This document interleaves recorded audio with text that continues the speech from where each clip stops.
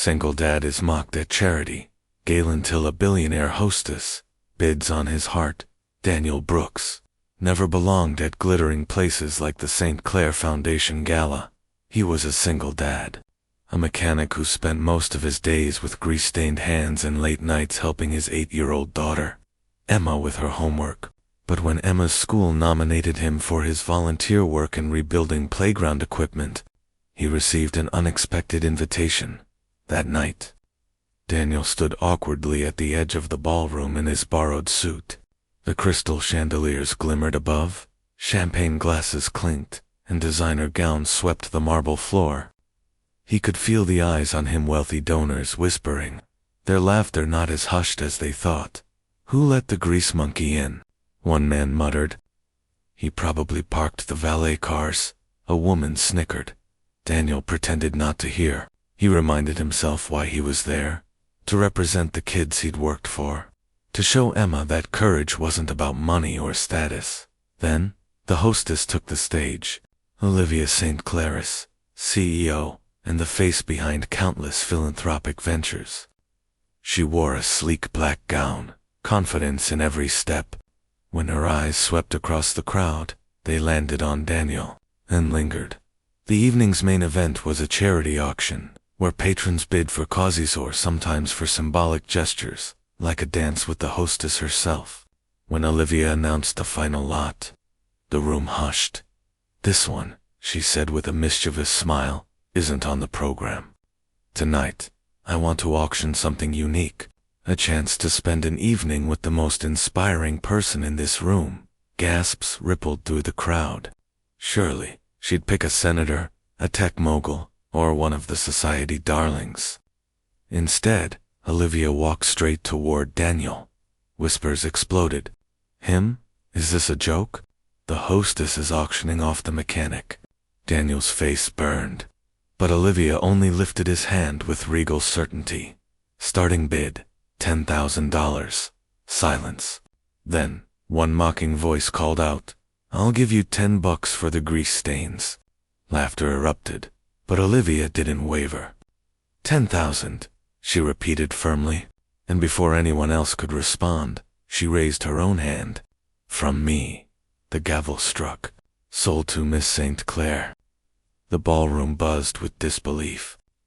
Olivia leaned close to Daniel, her eyes sparkling with something warmer than pity. "I've read what you've done for those children, Mr. Brooks. Let them laugh. I prefer men who build, not men who sneer." That night, while others whispered, Olivia and Daniel shared their auctioned evening walking the charity gardens outside. He told her about Emma, about fixing things, not because he was paid, but because he cared. She told him about the loneliness of fortune, the hollowness of empty compliments. For the first time in years, Daniel didn't feel out of place. He felt seen by the end of the night. Olivia pressed her card into his hand. "This wasn't a performance, Daniel. Consider it the beginning of my bid. Not for charity, for your heart." Inside the ballroom, the wealthy elite gossiped. But outside, under the garden lights, a billionaire and a single dad laughed like old friends to people from different worlds who'd just discovered they fit perfectly together. Daniel Brooks tugged at the collar of his borrowed suit, feeling as though it were strangling him. The fabric smelled faintly of mothballs.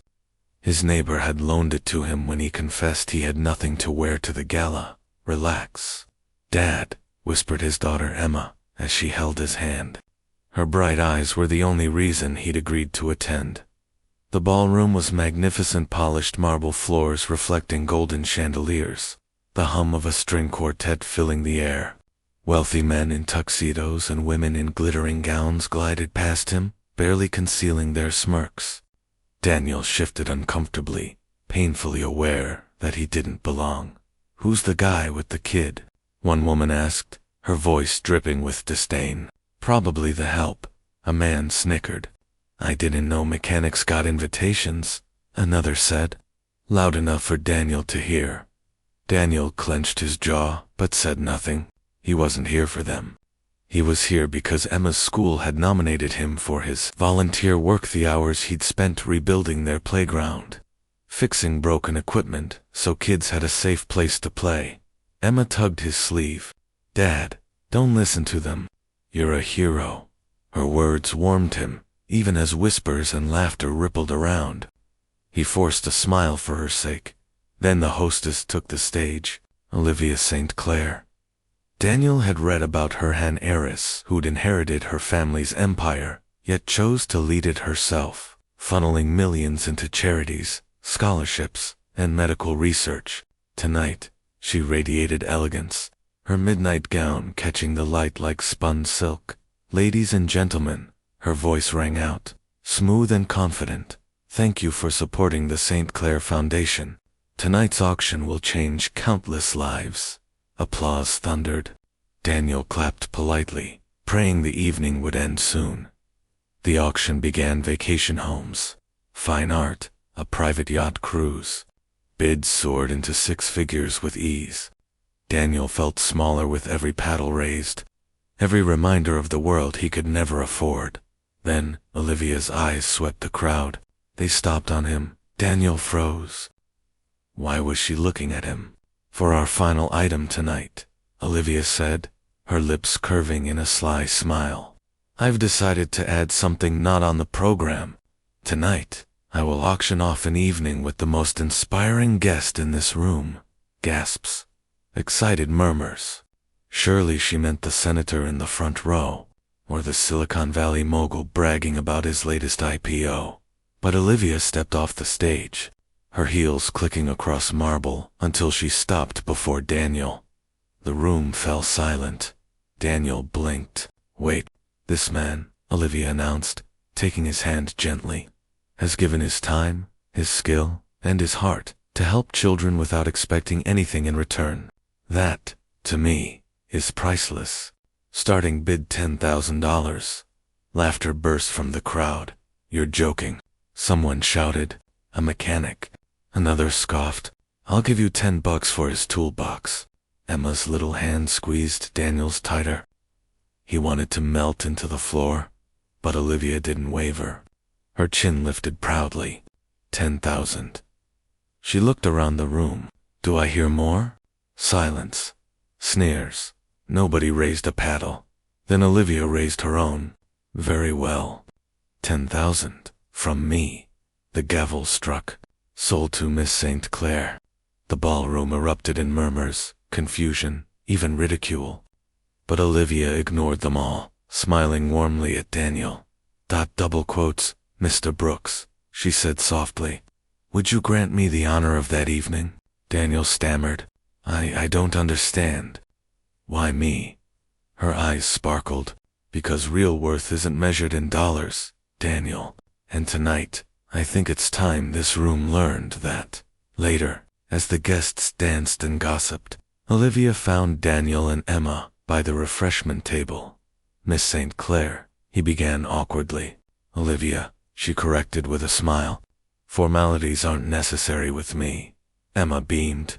"You were amazing. You saved my dad from those mean people." Olivia knelt to Emma's level, her gown pooling elegantly around her. "Oh no, sweetheart. Your dad saved himself a long time ago. I only reminded them of it." Emma giggled and scampered off to the dessert table, leaving Daniel and Olivia alone. "You didn't have to do that," he murmured. "They were mocking me, but I can take it. I've been taking it all my life." Olivia's expression softened. "Daniel, you walked in here without wealth, without status, and still stood tall for your daughter. That takes more courage than any of them have shown tonight." Daniel swallowed, unused to anyone, let alone a billionaire speaking to him like that. "I'm just a single dad doing his best. And that," Olivia said firmly, "is exactly why I bid on you." Hours later, as the gala wound down, Daniel found himself walking Olivia through the charity gardens outside. The laughter and judgment from inside faded, replaced by the quiet hum of crickets. "You really didn't care what they thought of you in there, did you?" he asked. She smiled faintly. "When you've lived with fortune all your life, Daniel, you realize money impresses no one worth impressing." She paused, looking at him intently. But kindness sacrifice, that impresses me. Daniel felt his heart stutter. No woman had looked at him like that since Emma's mother left.